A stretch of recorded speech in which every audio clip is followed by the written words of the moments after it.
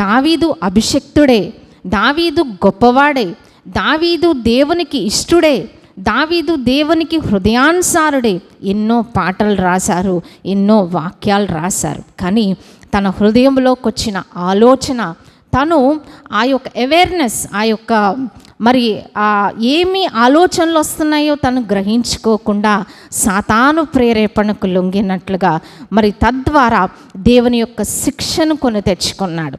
మనం కూడా ఎంత వాక్యం తెలిసినా, ఎంత ప్రార్థన చేసినా, ఎంత అభిషేకము కలిగి ఉన్నా దేవుని యొక్క చిత్తమును మనం గ్రహించకుండా సాతాను ప్రేరేపణకు లొంగితే దేవుని దూతలే విరోధంగా దిగి వస్తారు. సో బిలాము జీవితంలో చూచాము, దేవుని బిడ్డలను శపించడానికి వెళ్ళాడు.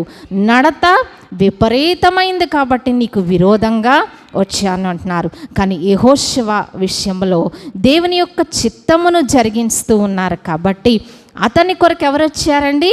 ఆ దేవుని దూతే సైన్యాధిపతిగా వచ్చి మరి విజయాన్ని చేకూర్చింది. సో మనము కూడా తిరుగుబాటు చేయకుండా దేవునికి అనుకూలంగా ఉన్నప్పుడు దేవుని దూతలు మనకు కావలి ఉండి రక్షించేవారై ఉన్నారు. ప్రభు అట్టి కృపలు మనందరికీ దయచేయనుగాక.